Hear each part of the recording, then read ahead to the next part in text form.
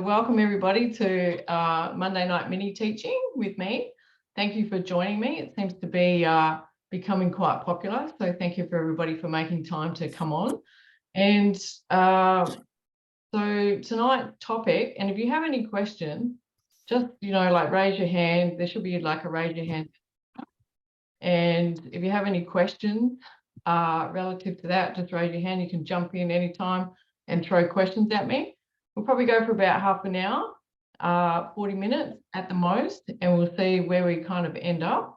So tonight's topic is something that people are just giving me questions, and I'm just going to throw a discussion and teach relative to those things. So tonight's topic is, what is a trigger? And I'll just get you to, Cody, if you can just mute your phone. Too cool. Thank you for joining. Good to see you on here. So what is a trigger and the benefits of actually having a trigger and the drawbacks of having a trigger? This is perfect because you can see that I get really triggered by Facebook, and I get really triggered by social media in the way like Facebook has actually set out certain things and then they shift and then they change them. So it in actuality pisses me off because it's not, in my perception, an easy flow of access to be able to have people join. And I can see by using Zoom, in my perception, there is a benefit because there's so many people on this evening as opposed to the difficulties through Facebook and the group, right? So we can see that a trigger is an emotional charge relative to our perception. And each person's perceptions of that charge are going to be relative to what they actually value the most as well.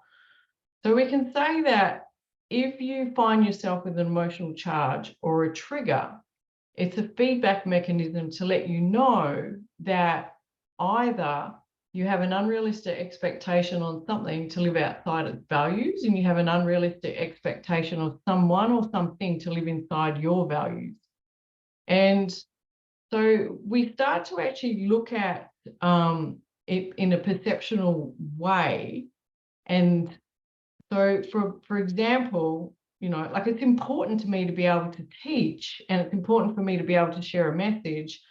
So the trigger to me and the emotional charge is, I would say, is relevant to my values of teaching because that's my highest value. So it pisses me off that I can't just flow into actually teaching, right? So in that format, we start to see that each person on this planet has a unique set of values, or axiology, I like to call it. And this is where it's like an operating system. It's our unique blueprint to ourselves in what we actually hold dear to our heart, what's most important to us, and that we actually, want to spend a lot of time doing. And we have different ways of actually discerning what and how we actually just find out what our values are. So we can see that a trigger is a perception of something on the outside that is actually causing it. But that to me is not true. It's actually on the inside of us that's creating that trigger. It's our perception. And so is it right or is it wrong? What do you guys think? Is it right or wrong to have triggers, to have emotional charges? So today I had an emotional charge and a trigger on social media and a few other things. And, I raised my voice and I got cranky and I got shitty with someone. And so in perception, that we would say that would be morally unjust. Well, is that true? I don't think so.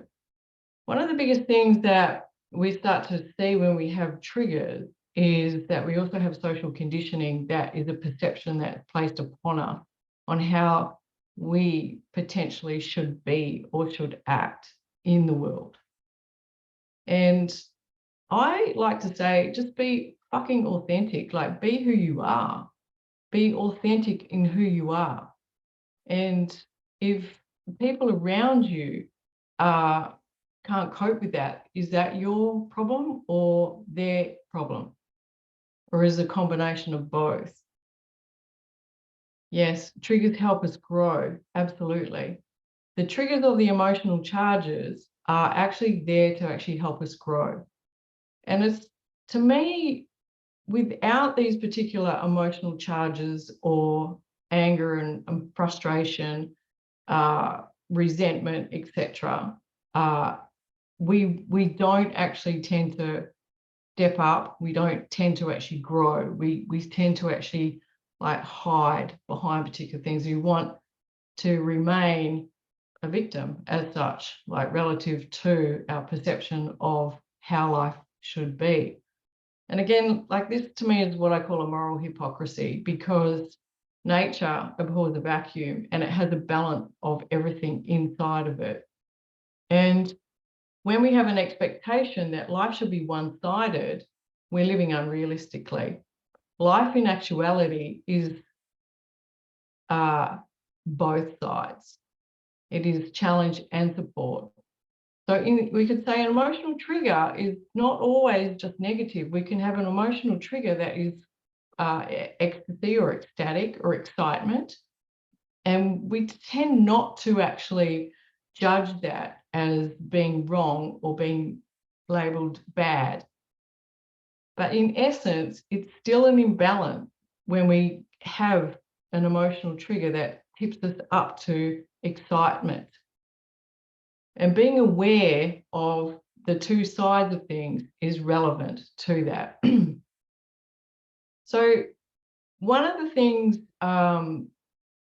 you want to get really specific if you have an emotional charge, and if it's something that you perceive that you would like to work on, is to get really specific on what the charge or the trigger is to you, right? So normally we create what we call dramaturgy around triggers or charges, and there's benefits in that because drama actually connects people too as well. It's not a negative thing always. Drama or dramaturgy creates like connection and gossip and talking places to be able to unpack things. You don't mind if the dog joins me as well. One of the things that I really enjoyed when I was in Mexico, working inside some of the bigger organizations there and being also privy to some meetings in some larger companies, is they would use emotional triggers and emotional charges to be able to create business. And even though it's relatively not widely accepted, like in Australia or what I would call like Western countries, what I noticed while I was actually living overseas was the ability for these executives and these entrepreneurs to be able to actually go head to head with each other and have these emotional charges and these emotional triggers, and to be able to allow each person to actually speak whatever they needed to relative to that. And I mean, like literally, the chairs would be flying across the boardroom table. There'd be hands like slamming on the desk, and they'd be standing up and to each other. But inside of that, they grew absolute massive organizations, massive businesses, and they built massive cities. So without those triggers, without those emotional charges, I don't think that they would have actually been able to create what they've created. So for me, emotional triggers or emotional charges are where we actually learn to grow the most. If we have the ability and consciousness to be able to see the benefit in those emotional charges, as opposed to like judging people for being mean and judging people for being, you know, whatever label you'd like to put on it. Excuse me, Toby. See, works with the dog. You tell him off. So when we can actually have an awareness around ourselves to be able to utilize these emotional triggers, we can really grow some really great businesses. And being in amongst conscious people that realize that emotional triggers and emotional charges are part of life, they're part of our natural human being, they will be able to actually grow in themselves and grow a business and grow organizations. So so when we come across people that it's like, oh, you can't be mean to me, you can't be, you can't speak to me in that way,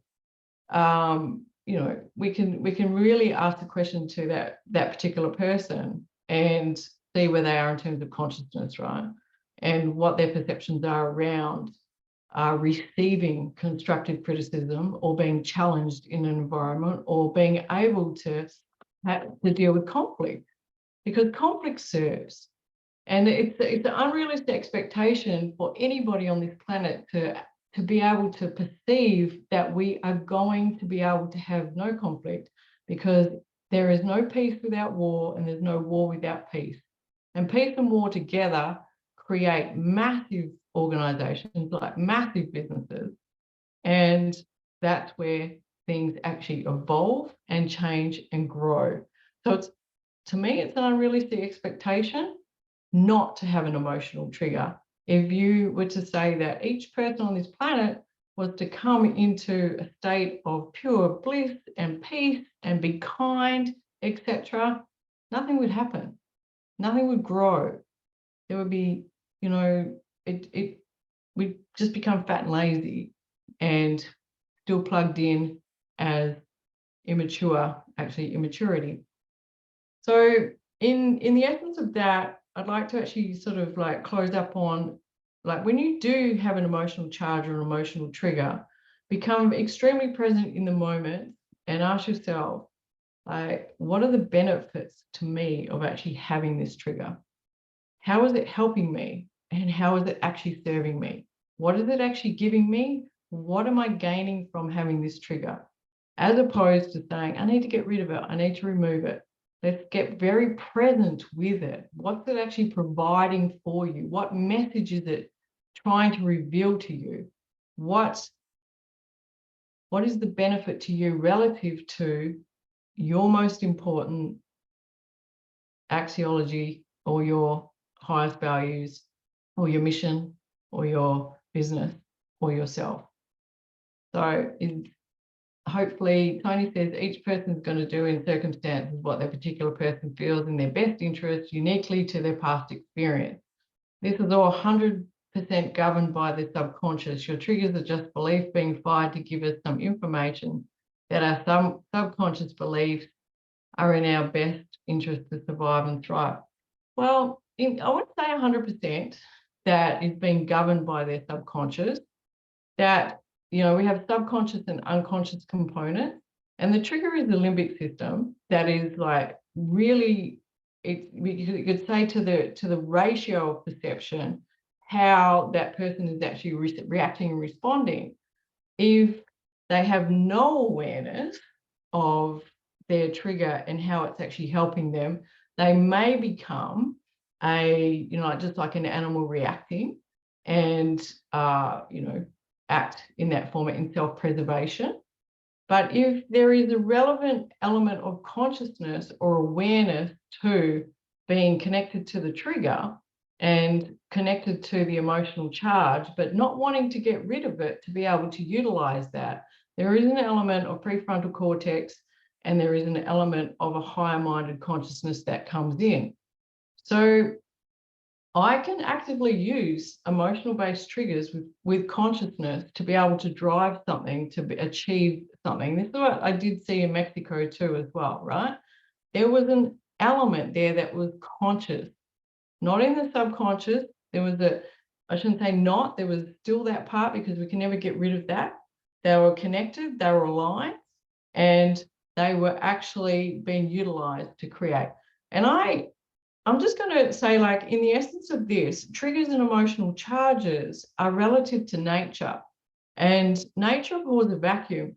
Even nobody actually says, you know, like, oh, there's a fucking problem, like nature's having a storm today, right? Like it's ripping the heads off all the fucking trees and blowing them down the driveway, or it's actually, you know, like the waves are 50 foot high and eating the beach, etc. It's just nature doing her thing in the essence of being able to regenerate and to remodel. Like, because our universe is a remodeling universe, and without friction and without challenge and without charges or triggers, nothing actually grows. It doesn't transform or it doesn't grow. Sorry, someone just came in. Cool. So can I share an example on a trigger you would consciously create for expansion of business? Well, thank you, Taylor. A trigger that I would actually use for an expansion of business, I will challenge people that are inside of my business.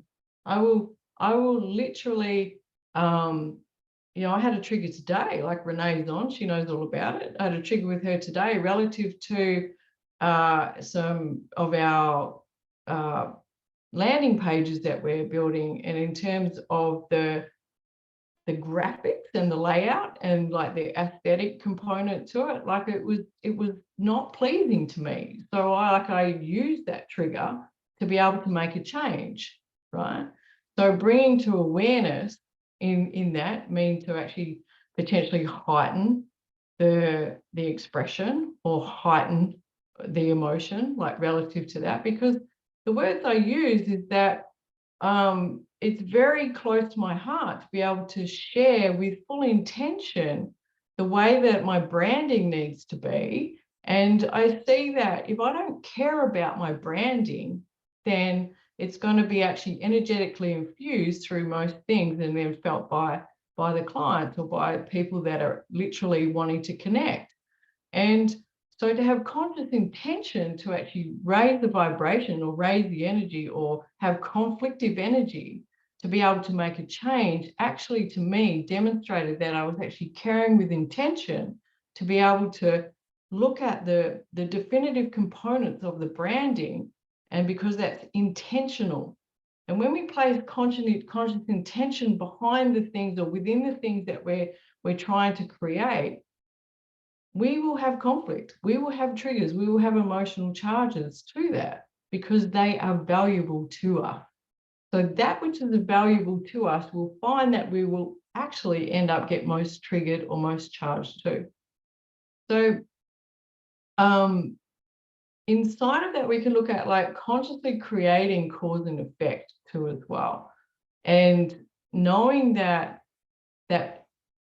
everything in the universe is a pair of opposites. Each component has a complementary opposite.